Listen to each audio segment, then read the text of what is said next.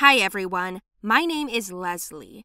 I'm from Pennsylvania and I just turned 19. My family and I have lived in Philadelphia all our lives, and I have parents and a little sister, Gina. When I was a little younger, I was always in trouble for her. Gina fell. It was Leslie's fault. Gina dropped the glass and broke it.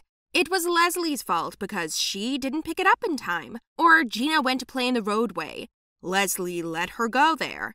In short, I got sick of it, and I felt like I had to somehow get out of it. I finally let my imagination run wild. Other times, when I was accused of what Gina had done, I would come up with some excuse to defend myself. So one day, as always, I was left to look after my sister while my parents went to the market for groceries. I was sitting next to Gina and watching TV, and at this moment, I got a call and I left for a minute. When I arrived back, there was a container of flour in the living room for some reason. The entire sofa, the carpet, our plasma TV, everything was covered in flour, including the happy Gina. I, of course, was stunned by what I saw and realized that I would be punished, just as my parents were already coming home. My mind raced with a plan to save me. As soon as my parents came into the house and I heard my mother screaming, I immediately blurted out that my stomach was very sick and I ran to the toilet, and when I came back, it was all this. In part, I wasn't lying. I was really away, but that was the reason I came up with. For this, my parents did not scold me. They asked if everything was all right with me and scolded the little one a little. Oh yes, this moment was the climax for me. I didn't get in trouble for the first time in my life. From that moment on, I realized that I should do this and only this. Of course, lying is bad, but it was a saving lie. After about 6 months, I started lying more professionally. And I realized that I liked it. And I started lying about more than Gina.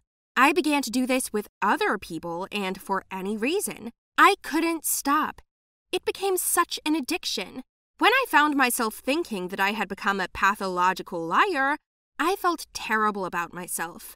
But again, there was nothing I could do. When I returned to school after the summer break, my friends, whom I hadn't seen for a couple of months, started asking me how my summer had gone. So I said that I went to Europe with my cousin, whom, by the way, I don't have. The girl squealed with delight, and then asked me what cities I'd been to and what I'd bought. I rummaged in my pockets and found a couple of hairpins, old bracelets, and new notebooks. I gave them out as a gift to the girls. They were so happy. And at that moment, I received a charge of the happiness hormone. Yes, I felt good at heart. I just got high from the fictional. Then I said that during the trip, I even had a brief affair with a Frenchman who begged me to stay, but I refused. While my friends sighed languidly, I lied more and more. And then one of them asked me to show them a photo, but I immediately blurted out that I didn't have them, because I took a photo with a retro camera. It's more romantic. And I haven't developed the photo from the film yet. And of course, my summer turned out to be the most pretentious among the entire class. So, day after day, I improved the skill of lying, gradually turning into a professional.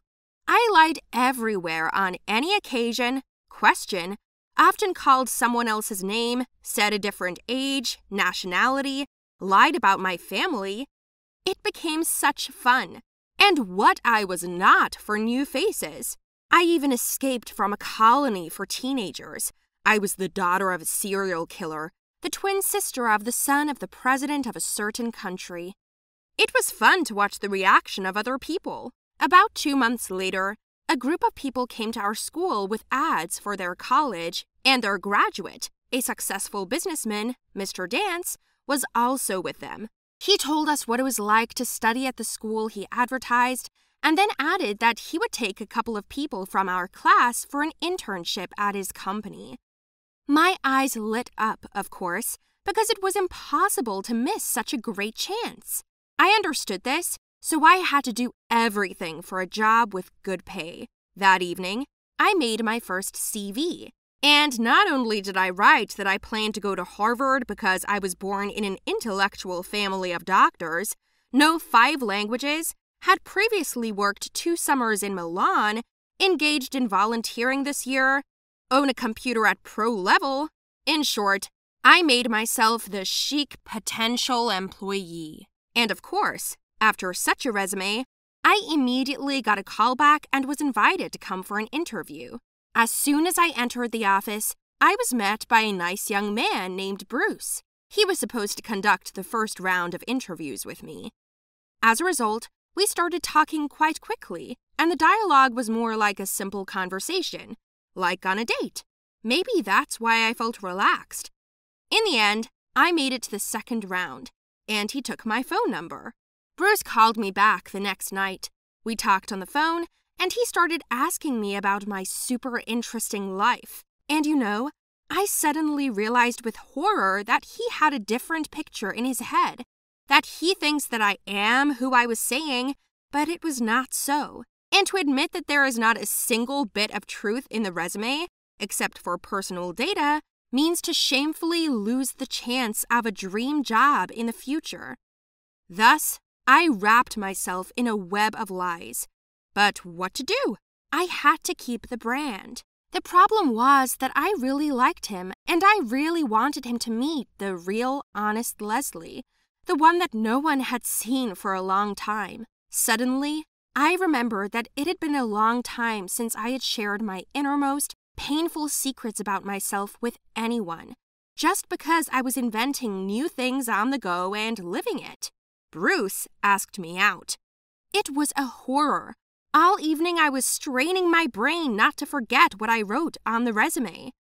Every question Bruce asked was hard labor, and the dinner conversation was not like our class interview. He noticed my nervousness, asked if everything was all right, and I suddenly blurted out that my grandmother was very ill and I had to go. He took me home with understanding and regret, offered to help me all the way, and I drove and was silent, only nodding my head in the negative. Man, I felt so ashamed in front of him, but I already did what I did. In the end, I finally decided to talk to him in a clear way, so that my conscience would be clear. But I didn't know where to start without losing my job. Suddenly, a couple of days later, he writes me a message that I was invited to the next round. Bruce asked to take the second round on his own, so I had to turn on my imagination again to stand out from the contenders. Bruce was noticeably flirting with me, and I couldn't help but reciprocate. So, I went to the final, third round. This is a moment Bruce suggested we celebrate with him. We had a great dinner. I tried not to think about what I'd done. I just enjoyed the evening. He kissed me goodbye, and I forgot all about it for a while. Then I said I had to go home and left. When it came for the third interview, there were only 2 of us left, me and another guy. The management was at a loss when choosing, because that kid's resume was also perfect. At the end, they asked why we should get the job. My mouth began to speak before I could think of anything. I already blurted out that I have a little sister and we are orphans and I have to take care of her because she has cancer. The guy heard this, just got up and refused the job, and said that I needed the job more, shook hands, and left. I sat there, burning with shame. I looked into Bruce's eyes, and he smiled and whispered, "Congratulations." Yes, it was mine.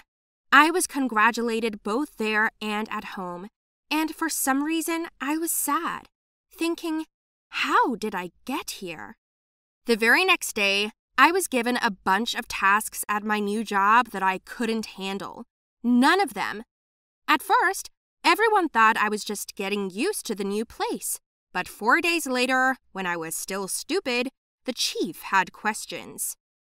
When I entered his office, I burst into tears and for a long time could not calm down, collect my thoughts, and admit that I do not understand anything. A visitor knocked on the door. Oh no, it was my mother. "Daughter, you forgot your phone. I thought you would be uncomfortable without it, she said. At that moment, Gina came over. The chief invited them into the office and asked me, "Is this your little sister?" And I said, "Yes." And he told her that he was sorry about the cancer. When my mother heard this, she screamed so that all the staff came running. "What? Do you have this?" she yelled at Gina, who swore that there was nothing. Bruce immediately comes up and asks why that woman called me daughter. There was a lot of noise, and I couldn't stand the tension and yelled. When everything was quiet, I told the truth to everyone, and my mom and Gina and the boss, and Bruce heard it. The worst part is that it turns out that the guy who went on tour with me really needed the job because he was seriously ill. But when he heard that I was doing it for my little sister, he immediately gave it away. Bruce told me about it. Then he said that he could not trust me, and even on the vows and my feelings, he did not react, because he considered it all fiction. At home, I also had a long conversation with my family. In short, I got everywhere at once. But from that moment, the mania for lying was completely removed. I'm starting a new life now. Honestly,